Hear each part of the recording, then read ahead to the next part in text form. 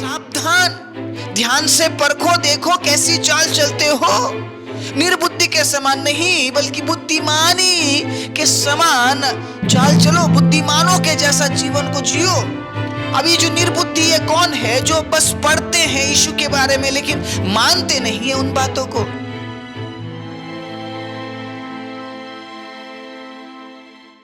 आप सभी को जय मसीह की। प्रभु यीशु मसीह के नाम से मैं आप सभी का स्वागत करता हूं आज के वचन के लिए। परमेश्वर के प्रिय लोगों, ये अंत का समय है, हम अंतिम पड़ाव में हैं। आपको पता है प्रभु के वचन में क्या लिखा है अंतिम समय के लिए? अगर हमने मसीह को पहचाना है, अगर हमने मसीह को पहना है परमेश्वर के वचन के अनुसार, अगर हमने मसीह के साथ जीने का निर्णय लिया है, तो क्या करना पड़ेगा? क्या लिखा है प्रभु के वचन में? लोगों के कहने के अनुसार हमें कार्य नहीं करना है, अपने सोच के अनुसार हमें कार्य नहीं करना है। वचन में जो लिखा है, वचन के अनुसार हमें कार्य करना पड़ेगा। कैसा लगेगा अगर हमारे साथ कुछ ऐसी घटना घट जाए? आपको पूरे जिंदगी आप प्रभु के साथ चलते रहे और अचानक कुछ ऐसा हुआ, अंतिम पड़ाव में आप चूक गए।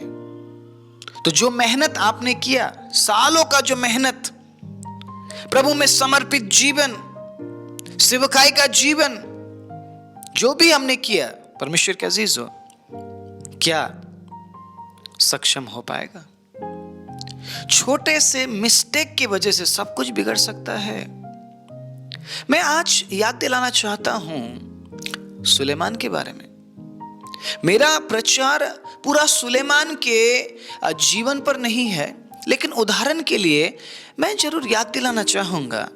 सुलेमान परमेश्वर का चुना हुआ व्यक्ति, चुना हुआ राजा, ठहराया गया राजा, ठीक है। और सुलेमान से परमेश्वर ने कहा तू मांग, क्या मांगता है? सुलेमान ने कहा प्रभु मुझे बुद्धि दीजिए ताकि मैं आपके लोगों की मैं अगुवाई कर सकूं। प्रभु खुश हुए, परमेश्वर आनंदित हुए सुलेमान के इस मांग से। तो सुलेमान को प्रभु ने आशीष भी दी, बुद्धि भी दी, ठीक है। सुलेमान को प्रभु ने प्रसिद्धि भी दी। लेकिन क्या उस आशीष, उस बुद्धि और उस प्रसिद्धि का इस्तेमाल करते हुए वो प्रभु में बना रहा? नहीं। अंत के समय में वो क्या कहता है? मैंने जो कुछ भी किया हवा को पकड़ने जैसा है। मैंने जो कुछ भी पकड़ा हवा के समान है, आज मेरे पास नहीं है। मैं आज पूछना चाहता हूं कि आज भी आपके पास यीशु है या यीशु आपसे कहीं छूट चुका है? परमेश्वर के अजीजों, किसी भी प्रचारक को देखकर विश्वास मत कीजिए। शायद एक दिन वो प्रचारक झूठा ठहरे। किसी व्यक्ति विशेष के कहने पर विश्वास मत कीजिए। किसी व्यक्ति विशेष के कहने पर मसीह के पीछे मत चलिए। आपको प्रभु क्या कह रहा है? आपसे प्रभु क्या चाहता है? आपसे प्रभु किस बारे में बात कर रहा है, उस बात को पकड़ कर रखिए। जितनी बार आप इस चैनल में आते प्रभु के वचन को सुनने के लिए, किस तरीके से प्रभु आपसे बात कर रहे हैं, उस बात को पकड़ लीजिए। मेरे कहने पे आपने विश्वास नहीं किया है ना? मैं सही बोल रहा हूं? या किसी के कहने पर हम विश्वास नहीं करते? मुझे किसी ने नहीं कहा विश्वास करने के लिए। सुसमाचार जरूर सुनाया जाता है, लेकिन किसी पर दबाव नहीं बनाया जाता है कि आप विश्वास करो। आप पर दबाव बनाया अगर गया होता तो क्या विश्वास करते? मुझ पर अगर दबाव बनाया गया होता क्या मैं विश्वास करता? हम गुलाम नहीं हैं किसी के। प्रभु यीशु मसीह ने हमें गुलाम नहीं बनाया है, हमें स्वतंत्र किया है। प्रभु यीशु ने हमें कहा है तुम दोस्त हो मेरे, तुम मेरे बच्चे हो, मैं तुझे अनाथ नहीं छोड़ता, मैं तेरे पास आता हूं। आप उन तमाम वचनों को किस तरीके से अपने जीवन में ग्रहण कर रहे हैं, बहुत इंपॉर्टेंट है। क्योंकि जिस बात के बारे में आज मैं चर्चा करने जा रहा हूं, शायद बहुत से लोग सुनकर ये भी कह सकते हैं नहीं ये वचन मेरे लिए नहीं है, मैं आपसे कहना चाहता हूं, सीधे सरल तरीके से कहना चाहता हूं, परमेश्वर के अजीजों, हर एक वचन परमेश्वर के लोगों के लिए है। हालेलुया। आज का वचन मेरे लिए भी है, आज का वचन आपके लिए भी है। परमेश्वर के अजीजों, प्रभु यीशु मसीह में आने के बाद, ये जानने के बाद, समझने के बाद आपका सृष्टिकर्ता कौन है, ये जानने और समझने के बाद आपके लिए उसने क्या किया है, ये जानने और समझने के बाद कि वो आपसे क्या चाहता है, किस तरीके से आप अपने आप को बदलते हैं, किस तरीके से आप अपने आप को बदल सकते हैं, किस तरीके से आप अपने आप को बदलना चाहते हैं, आज मैं पूछना चाहता हूं। हर एक भाई और हर एक बहन से मैं पूछना चाहता हूं। आज मैं हमेशा चुनौती भरा प्रचार लेकर आता हूं, क्योंकि मसीह का जो वचन है वो चुनौती भरा है। हर वचन हमें चुनौती देता है। यीशु ने साफ कहा, मन फिरा, स्वर्ग का राज्य निकट है। तू पाप में जिएगा तो तू पाप में मरेगा। यीशु मसीह ने मक्खन लगाकर नहीं बोला, जी आ जाओ जी, तुम्हें ये मिलेगा, तुम्हें वो मिलेगा, तुम्हारा घर बन जाएगा, गाड़ी मिलेगी जी। यीशु ने लालच नहीं दिया, तो मैं कौन होता हूं आपको लालच देने वाला। यीशु ने सीधा, सच और सरल तरीके से बताया। हाँ, कई बार लोगों को बड़ा कठोर लगता था प्रभु यीशु मसीह की बातें, क्योंकि जो पाप में है वो पवित्रता को ग्रहण नहीं कर सकते। प्रभु का वचन पवित्र है, और जो लोग पाप में जीवन जी रहे हैं वो जरूर कहेंगे आज का वचन मेरे लिए नहीं है, क्योंकि मैं कुछ बातें ऐसी मैं बताने जा रहा हूं। अपने आप को समर्पण कर लीजिए अभी से। हालेलुया। अपने आप को अगर आप समर्पण करेंगे तो इस वचन को सुनने के लिए आपको हिम्मत मिलेगा। हिम्मत चाहिए आपको। प्रभु का वचन सुनना, ग्रहण करना आसान नहीं है। मैं आज गलीशा में इस तरीके से बात कर रहा था कि यीशु को जानना बड़ा आसान है। हाँ, प्रभु यीशु मसीह ने ये किया, वो किया, है ना, चमत्कार प्रभु यीशु मसीह करते थे। यीशु ने मुर्दों को जिलाया, लंगड़े चलने लगे, अंधे देखने लगे। ये बात कोई भी बोल सकता है, मैं सही बोल रहा हूं? ये वो भी बोलते हैं जो यीशु मसीह को उतना अच्छे से नहीं जानते हैं ना। जीसस बोलकर वो जानते हैं, और जीसस ने ये किया, वो किया, जीसस हमारे लिए क्रूस पर चढ़ गए, जीसस हमारे लिए मारे गए। जिस प्रकार हम बाकी व्यक्तित्व को जानते हैं, उसी प्रकार अगर हम यीशु मसीह के बारे में भी जानकर बस ये कहकर हम पीछे हट गए, हाँ प्रभु हम आपको जानते हैं, तो क्या आप वाकई में अपने आप को तैयार कर रहे हैं परमेश्वर के राज्य के लिए? क्या अंत के समय में, परमेश्वर के अजीजों, अंतिम समय में क्या प्रिपेयर है इस बात को बोलते हुए कि बस मैं यीशु को जानता हूं? यीशु को जानना एक अलग पहलू है, यीशु मसीह में होकर जीना एक अलग पहलू है। सिर्फ जानना काफी नहीं है। आप समझ रहे इस बात को? पूरी दुनिया जानती है प्रभु यीशु मसीह ने क्या किया है। मैं भी पहले जानता था, लेकिन मैं विश्वास नहीं करता था। मैं प्रभु यीशु मसीह में जीना नहीं चाहता था। मैं खुद में कभी यीशु को पाना नहीं चाहता था। मैं खुद में कभी यीशु को मैं बुलाना नहीं चाहता था। मैं जानता था यीशु मसीह क्रूस पर चढ़ा गया, बचपन से ही मैं जानता हूं। मेरे अंदर ये हमेशा चाहत होती थी कि मैं जानूं और यीशु मसीह के बारे में जानूं, लेकिन ना, विश्वास नहीं करूंगा जी, विश्वास नहीं करूंगा। जिस हालत में हूं उसी हालत में मैं मरूंगा, विश्वास नहीं करूंगा। मैं, मेरे परिवार में सबसे छोटा मैं हूं, और मैं ही हमेशा बोलता था नहीं जी नहीं, जिस दशा में हमने जन्म लिया हम उसी दशा में मरेंगे, हम विश्वास नहीं करेंगे किसी पर। यह मेरा कहना था। इतना कठोर व्यक्ति था मैं। आज आपको लग रहा होगा मैं प्रचार कर रहा हूं तो मैं शुरुआत से ही प्रभु ने मुझे बदला है, और यही प्रभु आपको भी बदल सकता है। हालेलुया। मैं आज चुनौती भरा संदेश लेकर आया हूं। सिर्फ जानना काफी नहीं है। जो लोग सिर्फ बाइबल पढ़कर यीशु के बारे में जानना चाह रहे हैं, बस जानना काफी नहीं है परमेश्वर के अजीजों। प्रकाशित वाक्य 3 उसके 20 में लिखा है, यीशु आपके जीवन में आना चाहते हैं। दरवाजे को खोलना पड़ेगा। Open the door, let Jesus come into you. Hallelujah. प्रभु यीशु मसीह को आपके जीवन में आने दीजिए, और अतिथि की तरह नहीं, गेस्ट के तरह नहीं। अतिथि कुछ दिन के लिए है, आपके घर में जब मेहमान आते हैं, क्या हमेशा के लिए आप उस मेहमान को अपने घर में रखेंगे? उस मेहमान के साथ हमेशा रहना पसंद करेंगे? नहीं। मेहमान नवाजी कुछ दिनों के लिए है, 2 दिन, 3 दिन, 4 दिन, 5 दिन, 6 दिन। उसके बाद वो मेहमान अच्छा नहीं लगता है हमें।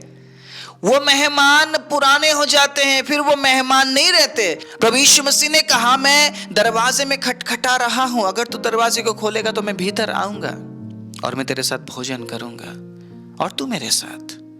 यीशु मसीह अतिथि की तरह, मेहमान की तरह आपके जीवन में आना नहीं चाहते। वो हमेशा के लिए आपके साथ रहने के लिए आपके जीवन में आना चाहते हैं। इसीलिए वो चाहते हैं कि आप दरवाजा खोलें। दरवाजा तोड़ा नहीं जाएगा, जबरदस्ती एंट्री नहीं ली जाएगी, जबरदस्ती घुसा नहीं जाएगा। जब तक आप दरवाजा नहीं खोलेंगे, यीशु मसीह आपके जीवन में नहीं आएंगे। आप शायद पढ़ रहे हैं प्रभु यीशु मसीह ने क्या किया, कितने चमत्कार किए। प्रभु यीशु मसीह तो इस तरीके से जीवन जीते थे, इस तरीके से प्रभु यीशु मसीह काम करते थे। दरवाजा कब खोलेंगे आप? यीशु मसीह बस ये नहीं चाहते हैं कि आप यीशु के बारे में जाने और अपने ज्ञान को बढ़ाते रहे। आप यीशु चाहते हैं कि यीशु में होकर एक परिवर्तित जीवन आप जिए। क्योंकि जिस बारे में आज मैं बात करने जा रहा हूं बहुत ज्यादा चैलेंजिंग है। देखिएगा, इफिसियों 5 अध्याय 15 और 16 को पढ़ूंगा, ध्यान से सुनिएगा। इसीलिए ध्यान से देखो कि कैसी चाल चलते हो, निर्बुद्धि के समान नहीं पर बुद्धिमानों के समान चलो। अवसर को बहुमूल्य समझो क्योंकि दिन बुरे हैं। मैंने शुरुआत में ही कह दिया था आपको कि हम अंतिम दिनों में हैं। सब कुछ अलग लग रहा है हमें, सब कुछ डिफरेंट है, पहले के समान कुछ भी नहीं है, सब कुछ अलग है। क्यों अलग है? क्योंकि प्रभु आने वाला है। आमीन, हालेलुया। इस बात में आप प्रभु की महिमा कर सकते। प्रभु आने वाला है। क्या परमेश्वर के लोग तैयार है? क्या हम तैयार हैं? आज मैं आपसे पूछना चाहता हूं, क्या आप बुद्धिमानों की नाई चल रहे हैं? सावधान, ध्यान से परखो, देखो कैसी चाल चलते हो। निर्बुद्धि के समान नहीं बल्कि बुद्धिमानी के समान चाल चलो। बुद्धिमानों के जैसा जीवन को जियो। अभी जो निर्बुद्धि है कौन है? जो बस पढ़ते हैं यीशु के बारे में लेकिन मानते नहीं है उन बातों को। यीशु ने ये किया, वो किया, ये प्रचार करेंगे लेकिन एक भी बात ये मानेंगे नहीं, एक भी बात ये अपने जीवन में लागू होने नहीं देंगे। क्योंकि जो शैतान है वो उस वचन को चुरा लेता है। आपको पता है शैतान भी प्रभु के वचन को जानता है, लेकिन वो शैतान क्यों है? क्योंकि वो नहीं मानता है। जानने से हम पवित्र नहीं बनते हैं, जानने से हम धर्मी नहीं बनते हैं, जानने से हम अनंत राज्य के भागीदारी नहीं बनते हैं, मानने से बनते हैं। जानना काफी नहीं, मानना जरूरी है। आमीन, हालेलुया, प्रेज द लॉर्ड। प्रभु की स्तुति हो। मैं आज आपको उत्साहित करना चाहता हूं ये कहते हुए कि अगर आप निर्बुद्धि की नाई सिर्फ अपने बाहरी रूप को सजा रहे हैं, आपके अंदर क्या चल रहा है परमेश्वर के अजीजों प्रभु जान रहा है। अगर आप ये जानते समझते हुए कि जो अवसर मुझे दिया गया है वो मेरे बाहरी रूप को सजाने के लिए नहीं, वो मेरे अंदर के हालात को सजाने के लिए दिया गया है, तो आप हर एक अवसर को आप इस्तेमाल करेंगे। मैं इन दिनों में जो चीजें मैं देख रहा हूं, मैं उस विषय में बात करना चाहता हूं आज। आप क्या सोचते हैं आपके बाहरी रूप को सजाने से आप आनंद जीवन में प्रवेश करेंगे? मुझे जवाब दीजिए आज। ये वचन जवानों के लिए भी है। जो लोग ये सोचते हैं मेरे फिट रहने से मैं अनंत राज्य में पहुंचूंगा, मेरे बाल लंबे करने से मैं अनंत राज्य में पहुंचूंगा। आपका चेहरा कैसा है, आपका बाल कितना लंबा है, आप कितने हेल्दी है, आपके कितने मसल्स है, आप कितने ब्रॉड है, आप कितने अच्छे दिखते हैं, आप कितने गोरे हैं या काले हैं, इससे आप अनंत राज्य में प्रवेश करेंगे नहीं करेंगे डिसाइड नहीं होगा। समझ रहे आप मेरी बात? इससे डिसाइड नहीं होगा। प्रभु इन बातों को देखकर निर्णय नहीं लेगा।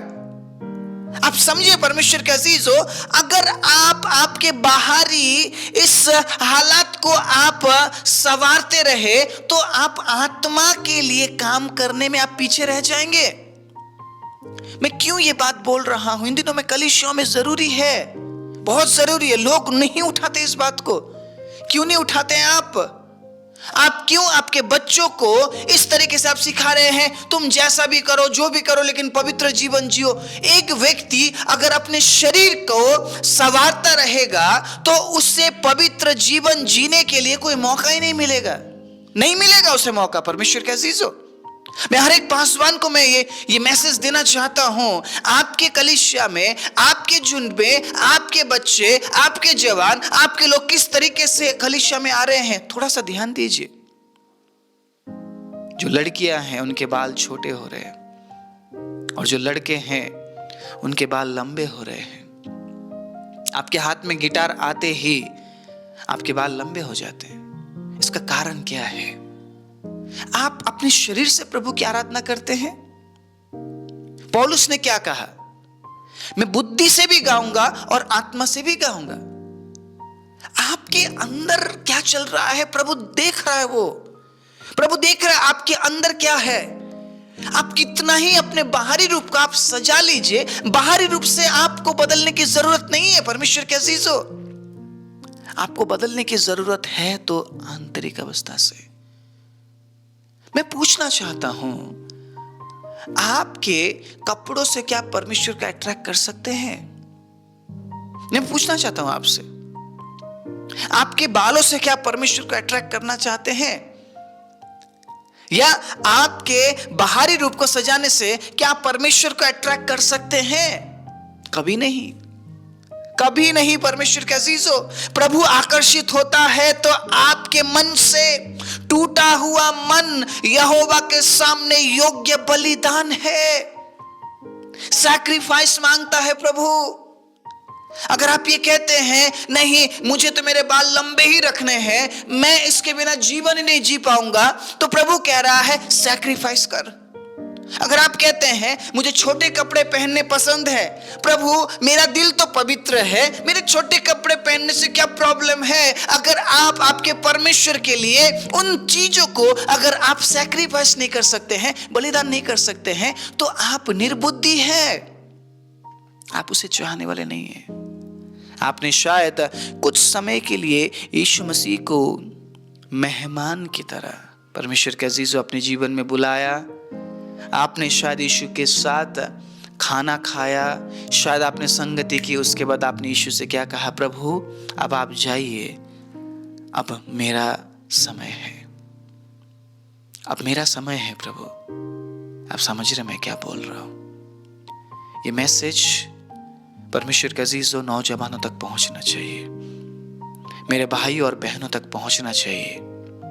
आपके शरीर दिखाने से या आपके बाल दिखाने से या आपके बाहरी हालात को संवारने से आप प्रभु को अट्रैक्ट नहीं कर सकते हैं, आप प्रभु को आकर्षित नहीं कर सकते हैं। हाँ, आप संसार और लोगों को जरूर आकर्षित करेंगे, आप शैतान को जरूर आकर्षित करेंगे। परमेश्वर के अजीजों, शैतान का यही मकसद है कि हम अपने शरीर में खोए रहे। आपको पता है ये बात? शैतान का बस ये मकसद है कि हम अपने शरीर में खोए रहे ताकि हमें समय ना मिले हमारे आत्मा के बारे में सोचने के लिए। सुनिएगा यहां पर क्या लिखा है, अगर हम निर्बुद्धि के समान चलते हैं, निर्बुद्धि के समान जीते हैं, तो जो अवसर, जो समय हमें दिया गया है परमेश्वर के अजीजों, दोबारा हमें नहीं मिलेगा, दोबारा नहीं मिलेगा। मैं बोल रहा हूं, जो उम्र शायद जो 18 साल का उम्र है, दोबारा आपको मिलेगा क्या? मिलेगा आपको? 18 साल की उम्र में आपने क्या किया? आपके बाहरी रूप को आप सजाते रह गए, आपके आत्मा के लिए आपने कार्य किया, आपके आंतरिक अवस्था के लिए आपने कार्य किया। आप 19 के हो गए, फिर भी आप अपने शरीर के बारे में सोचते रह गए। फिर 20, फिर 21, 22, 23, 24, 25, 26, 27, 28, 29, 30। ठीक है, जैसे ही 50 क्रॉस करता है आपका उम्र, अगर प्रभु ने आपको जिंदा रखा, फिर आप थोड़ा बहुत सोचने लगते हैं, हाँ परमेश्वर भी है जिसके बारे में मुझे सोचना है। उस समय में जब आप प्रभु के लिए कुछ कर सकते थे, उस समय में जब प्रभु आपसे चाहता था कि आप बलिदान करें, आपने उन समय उन अवसरों को बर्बाद किया, बस इसलिए कि आप अपने बाहरी हालात को आप सजा सके। परमेश्वर के अजीज हो, जब आप 50 के या 60 के हो जाते, आपको पता चलता है मैंने जो भी उस समय किया सब कुछ व्यर्थ था। सुलेमान ने भी तो यही किया। जब उसकी जवानी में वो जी रहा था, वो सोच रहा था कि बस मैं तो ऐसा ही जीऊंगा और जो मेरे आसपास हो रहा है बस ऐसा ही होता रहेगा। जो लोग ये सोचते ना कि न जी जो मेरे बाल है वो ऐसे ही हमेशा रहेंगे, एक दिन झड़ भी सकते हैं। मैं ये कहना चाहता हूं, आप अपने बालों के लिए प्रभु को छोड़ देंगे? आप अपने कपड़ों के लिए प्रभु को छोड़ देंगे? बहुत से लोग इस प्रचार को अलग तरीके से ले सकते हैं, लेकिन अगर आप बुद्धिमान होकर इस वचन को सुनते हैं तो आप समझ पाएंगे मैं क्या बोल रहा हूं। जो समय, जो अवसर आपको दिया गया दोबारा नहीं मिलेगा। परमेश्वर के अजीजों, अगर किसी से प्रभावित होना है तो ऐसे लोगों से प्रभावित हो लीजिए परमेश्वर के अजीजों, जो अपना जीवन प्रभु को समर्पित करते हैं, जो प्रभु के वचन के अनुसार चलते हैं। ऐसे लोगों से आप प्रभावित हो जाइए। मैं आज खुलेआम ये बोलना चाहता हूं परमेश्वर के अजीजों, हम उन लोगों से प्रभावित ना हो जो आत्मिक जीवन नहीं जीते हैं, जो वचन के अनुसार नहीं चलते हैं। आप उनके बाहरी हालात से आप प्रभावित हो जाते हैं, लेकिन आपके आत्मा में आप कमजोर हो जाते हैं। क्योंकि शैतान सिर्फ बाहरी हिस्से को सजाता है। शैतान क्या करता है? लोगों के अंदर किस बात को वो पैदा करता है कि तू अपने शरीर पर ध्यान दे, शरीर को तू ऐसा बना कि तू आकर्षित दिखे। लेकिन जब शमूएल दाऊद को ढूंढने गया, शमूएल ऐसे ही व्यक्ति को ढूंढ रहा था, लंबा चौड़ा हट्टा खट्टा, इज़राइल के राजा के लिए मैं अभिषेक करने जा रहा हूं, तो मैं तो ऐसे ही लोगों को ढूंढूंगा ना। परमेश्वर ने कहा इनमें से कोई भी नहीं है जिसे मैंने ढूंढा है, मैंने उसके दिल को देखा है। शमूएल वो भेड़ और बकरी चरा रहा है, सबसे अलग एकांत में है, वो वहीं पे मेरी आराधना करता है, वो विश्वास योग्य है। शमूएल उठ और जा वहां पे, देख वो अभी भी फेथफुल, विश्वास योग्य होकर भेड़ और बकरी को चरा रहा है। शमूएल वो लड़का अलग है। शमूएल लोग उससे मिलना नहीं चाहते। शमूएल वो लोगों के बीच में रहता नहीं है, क्योंकि उसमें से भेड़ और बकरों की बदबू आती है। शमूएल वो बाहरी रूप से उतना अच्छा नहीं दिखता है, लेकिन उसका दिल बड़ा अच्छा है। शमूएल जा और उसे अभिषेक कर। परमेश्वर के अजीजों, आपके बाल लंबे करने से, बालों के कलर चेंज करने से, शरीर दिखाने से आप परमेश्वर को आकर्षित नहीं कर सकते हैं। आप शैतान को जरूर आकर्षित करेंगे, क्योंकि शैतान जानता है आपका ध्यान ज्यादा आपके शरीर पर है, और वो आपको इसी तरीके से हमेशा उलझाए रखेगा कि आप आपके शरीर पर ध्यान दें। इस वचन को अगर आप आज प्रार्थना पूर्वक ग्रहण करेंगे, मैं विश्वास करता हूं आप जिन्हें भी इस वचन को शेयर करेंगे ना, प्रभु उनके जीवन में बदलाहट को लेकर आएंगे। कई बार हमें लगता है मैं कलीसिया में जा तो रहा हूं, मैं प्रभु के वचन को सुनता रहा हूं, पढ़ तो रहा हूं, मुझे क्या जरूरत है? मेरा शरीर है, मैं कुछ भी पहनूं, मेरे बाल है, मैं कैसे भी रखूं। परमेश्वर के अजीजों, आपका शरीर भी आपका नहीं है, आपका इस संसार में कुछ भी नहीं है, मेरा इस संसार में कुछ भी नहीं है, सब कुछ प्रभु का दिया हुआ है। इसलिए प्रभु के वचन में जो बातें लिखी है, उन बातों के अनुसार अगर हम जिएंगे तो हम प्रभु के साथ हम चल सकते हैं। अंत का समय है परमेश्वर के अजीजों, मैं नहीं चाहता हूं कि आप भरमाए जाएं, मैं नहीं चाहता हूं कि आप कुछ ऐसे बातों को अपने जीवन में आप ग्रहण कर ले जिन बातों के जरिए शैतान आपको प्रभु से चुरा सकता है। वो चाहता है कि आप प्रभु से दूर हो जाए, वो चाहता है कि आप वचन से दूर हो जाए। इसीलिए वो चाहता है जो अवसर, जो समय हमें दिया गया है, उन समयों में हम अपने शरीर में खोए रहे। हम अपने शरीर में खोए रहे। इन दिनों में देखिए आप क्या हो रहा है। मेरे मसीह भाई और बहनों को मैं बोलना चाहता हूं, आप फिट रहते हैं परमेश्वर के राज्य के लिए। हालेलुया। आपके शरीर को दिखाने के लिए नहीं। समझ रहे हैं आप मैं क्या बोल रहा हूं? आप इसलिए फिट नहीं है कि आप अपने अंगों को आप दिखाए और ये कहे कि मुझसे शक्तिशाली और कोई नहीं। आप इसलिए फिट है परमेश्वर के अजीजों, ताकि आप ज्यादा समय प्रार्थना कर सके, ताकि आप ज्यादा समय आराधना कर सके, ताकि आप परमेश्वर के सेवकाई में आप लगातार आप बने रहे परमेश्वर के अजीजों। इसलिए आप फिट है।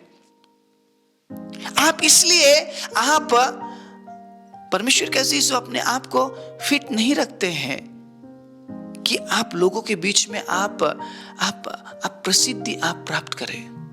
आप अपने आप को इसलिए फिट रखते हैं ताकि आपके जीवन से परमेश्वर की महिमा हो। मुझे बोलिए, आपके जीवित रहने से परमेश्वर की महिमा होती है या आपके मरने से? मुझे बताइए, आप क्या जवाब देंगे? आप अगर आप ये कहते हैं कि मेरे जीवित रहने से प्रभु की महिमा होती है, तो आप फिट इसलिए है कि आप जीवित रहे और परमेश्वर की महिमा करें। लेकिन अगर आप ये कहते हैं हाँ मेरे मरने से भी प्रभु की महिमा होती है, तो मरने से पहले आपने प्रभु के लिए क्या किया, ये आपको विचारना पड़ेगा। आपको विचारना पड़ेगा, जो अवसर, जो समय मुझे दिया गया, मैंने क्या किया उन समयों में?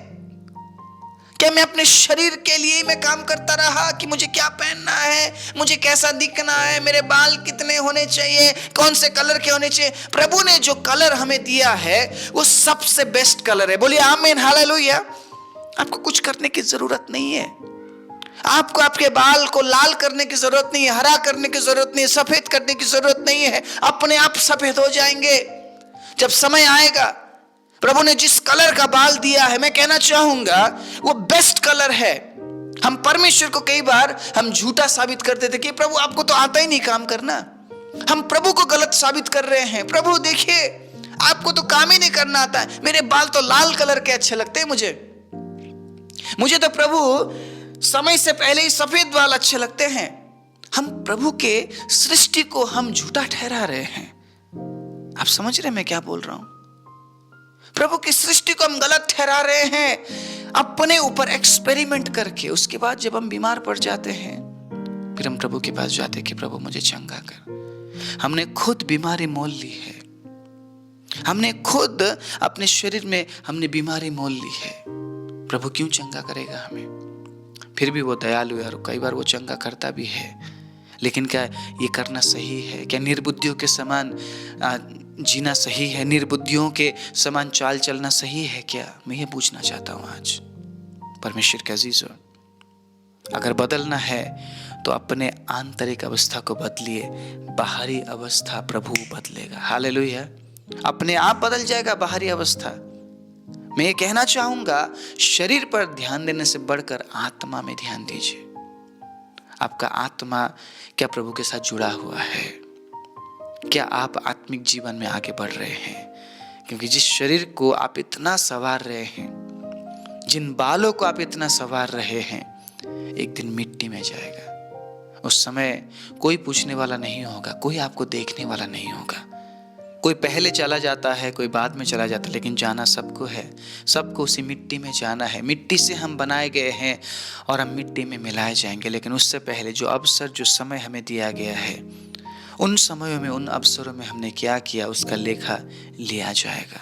परमेश्वर के अजीजों, अगर हम शरीर के लिए जीते रहे, बाहरी हिस्से को बदलने के लिए अगर हम जीते रहे, तो हम अनंत राज्य में कभी प्रवेश नहीं कर पाएंगे, क्योंकि हम अपने आत्मा के लिए कुछ कर ही नहीं पाएंगे। तो मैं आप सभी से इस वचन के जरिए मैं निवेदन करना चाहता हूँ, मैं विनती करना चाहता हूँ कि अपने बाहरी अवस्था से बढ़कर अपने आंतरिक अवस्था के बारे में विचारिए, ताकि आप परमेश्वर के राज्य में प्रभु के साथ अनंतता के लिए आप पाए जाए और आपके जीवन के जरिए परमेश्वर की महिमा हो। आइए अपने आंखों को बंद करें। राजाओं के राजा, प्रभुओं के प्रभु, सर्वशक्तिमान जीवित दयालु परमेश्वर, मैं धन्यवाद देता हूँ एक और अद्भुत समय के लिए पिता, जो आपने हमें दी है प्रभु। जिन्होंने आज के वचन को सुना है प्रभु, जिन्होंने प्रार्थना पूर्वक सुना है और इस वचन को उन्होंने ग्रहण किया और बदले हुए जीवन में अगर वो आगे बढ़ने के लिए प्रभु तैयार हो चुके हैं, तो प्रभु मैं आपके अद्भुत चंगाई की, आपके छुटकारे की, आपके परिवर्तन की, प्रभु आपके आशीष की, आपकी बढ़ोतरी की उनके जीवन में घोषणा करते हुए प्रार्थना प्रभु यीशु मसीह के नाम से मांगता हूँ, आमीन।